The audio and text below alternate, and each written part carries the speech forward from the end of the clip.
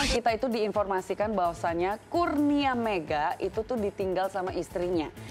Saat dia sakit 2017, terus dia itu diceraikan di tahun 2023. Karena penglihatannya sekarang itu udah 90% hilang, guys. Nah, banyak yang akhirnya menyalahkan sang istri gitu karena beranggapan gimana sih suami lagi terpuruk kok ditinggalin. Tapi kemudian ternyata terkuak nih banyak cerita yang mungkin selama ini belum diketahui. Itulah kenapa ya ketika mendengar sebuah berita baiknya kita lihat dulu dan tunggu dulu dari dua sisi. Karena setiap cerita itu pasti punya dua sisi yang berbeda ya kan? Yes, nah kira-kira apa sih klarifikasi dari sang mantan istri? Karena sebenarnya banyak sekali alasan-alasan dari Azira kenapa dia harus memilih jalan cerai.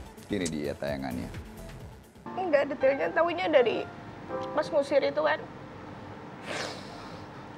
Bapak manggil anakku, minta maaf ngusir ayahnya, dan anakku bilang, makasih ya udah nyelamatin kita.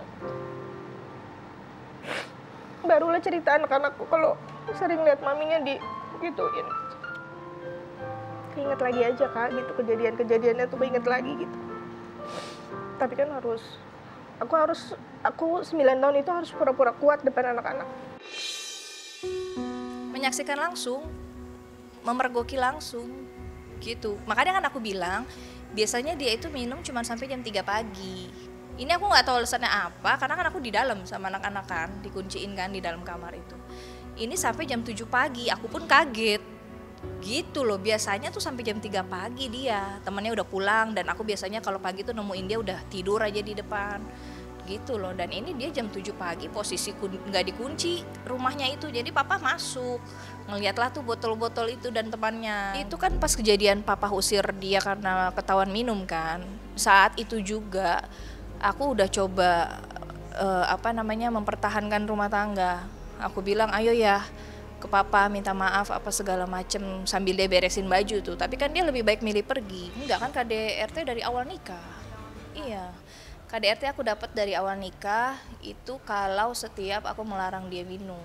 Lega, aku nggak ada pikiran. Biasanya aku tiap malam tuh nangis Kak, kayak mikirin di Malang tuh aku nangis tiap malam, kayak mikirin aduh besok ada kejadian apa, cewek mana lagi yang ngaku-ngaku gitu, yang ngasih bukti apa.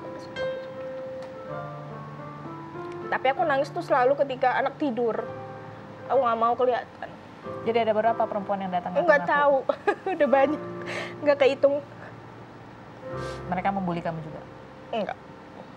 Cuma ngetawain pasti ya. Maksudnya kan, karena kan kalau di Malang itu kan aku nonton bolanya kan sebelumnya di tribun biasa, bukan di tempat yang istri-istri biasa nonton. Ternyata tiketnya ya buat perempuan-perempuan itu. Dan aku baru tahu setelah 2 tahun. Ya nggak apa-apa, kita pun secara tidak langsung kita baik-baik saja, dan saya minta tolong jangan menjas atau memberi komen-komen hal yang tidak baik, karena bagaimanapun dia tetap ibunya anak saya. Tetap masih komunikasi ya untuk menghidupi, karena biaya hidup juga kan pasti besar kan, kita butuh biaya untuk hidup di sana untuk kita. Nah, yang udah kejual apa aja tuh? Baju, medali, tapi belum semua. Berarti masih ada yang disimpan ya beberapa. Dan ada di sini medalinya atau gimana? Medalinya saya penaruhnya di mana? Ada, masih ada. Ada. Cuman sudah tertata habis. Ya aku nggak tahu, aku nggak tahu Kak kalau dia jual itu atau live atau apa, aku nggak tahu, karena maksudnya kegiatan dia tuh aku nggak pernah dikasih tahu, nggak pernah diajak apa, maksudnya pendapatan dia pun aku nggak pernah dikasih tahu. Makanya itu kenapa aku yang kelola akun dia itu, karena kan tujuan kita awalnya buat cicil hutang.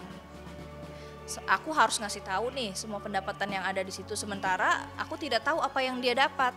Kan kayaknya nggak adil banget ya, tujuan pertamanya kan cicil hutang gitu.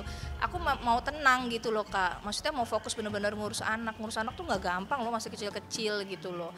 Nah dia marah lah di situ, istilahnya aku posting endorse segala macem gitu. Pada awalnya tuh itu, makanya dia memberi klarifikasi, istilahnya kalau mau kontak dia ya langsung ke dia, ya nggak apa-apa silakan gitu. Aku sekarang istilahnya fokus cicil hutang sendiri aja lah.